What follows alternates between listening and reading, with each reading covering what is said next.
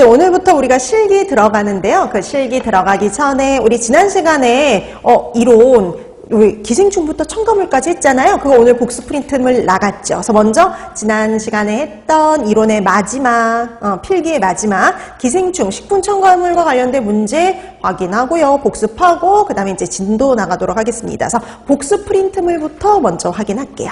자, 1번부터 갑니다. 채소 및 토양을 통해서 감염되는 기생충. 우리 분류, 중간 숙주 이게 문제가 제일 중요하다. 그러니까 분류나 중간 숙주 문제가 가장 많이 출제가 되잖아요. 딱 그 분류 문제입니다. 자, 이 중에서 채소를 통해서 감염되는 거 동양 모양 선충이죠. 답 4번입니다.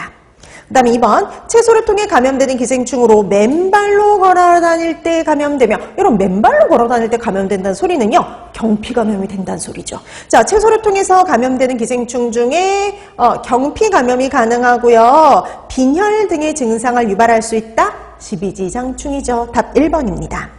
그 다음에 3번 다음에서 설명하는 기생충 그랬어요. 채소를 통해서 감염되는데요. 집단 발병의 위험도 있고요. 맹장에 기생하다가 항문으로 이동해서 산란한다 라는 말이 붙으면 유충이죠. 답 3번입니다.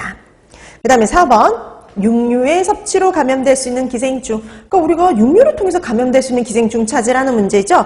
보기 중에 1번 선모충이 가능합니다. 그래서 4번의 답 1번이 되겠고요. 그 다음에 5번 익히지 않은 쇠고기를 섭취했을 때 그랬거든요. 여러분 우리 쇠고기를 통해서 감염될 수 있는 거는요 하나밖에 없어요. 무구조충. 답은 2번이죠. 자, 그 다음에 6번 가열이 불충분한 돼지고기.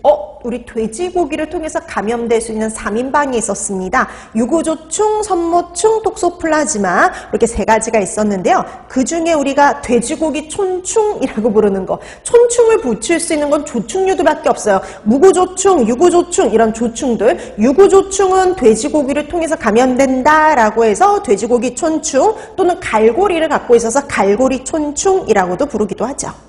자, 그래서 6번의 답 5번이었습니다. 그 다음에 7번 어패류부터 감염될 수 있는 기생충. 이것도 분류잖아요. 자, 이 중에서 어패류를 통해서 감염될 수 있다. 3번이죠. 광절 12조충이었어요.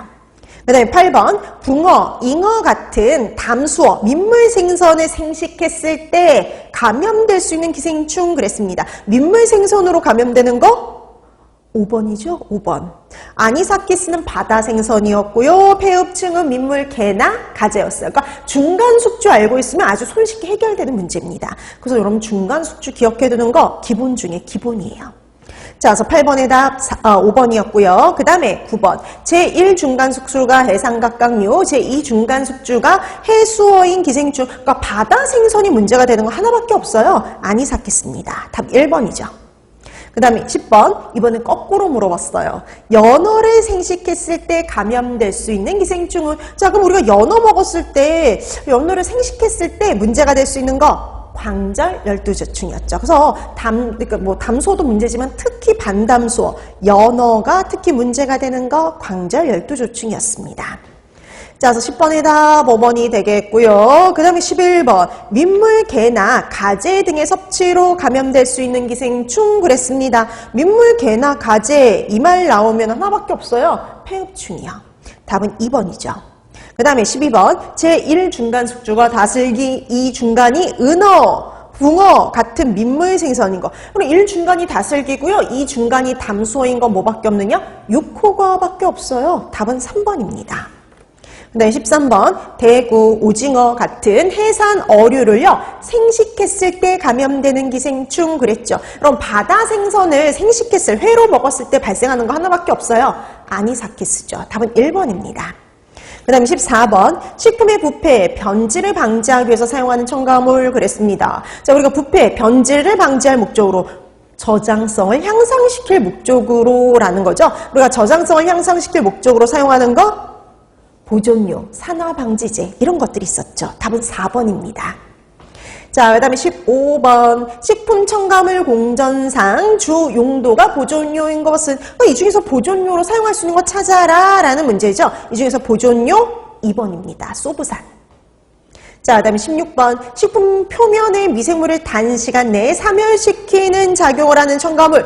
뭐 찾으라는 거냐면 미생물 죽이는 거 우리가 살균제라고 얘기를 하죠. 그럼 보기 중에 살균제 찾아라 라는 문제예요. 살균제에 해당하는 거 3번 차염소산 나트륨이요. 그 다음에 17번. 미생물에 의한 품질 저하를 방지해서 식품의 보존 기간을 연장시키기 위해서 사용하는 첨가물. 이거 어떤 식품 첨가물의 정의냐면요. 보존료요. 보존료. 미생물에 의한 품질 저하를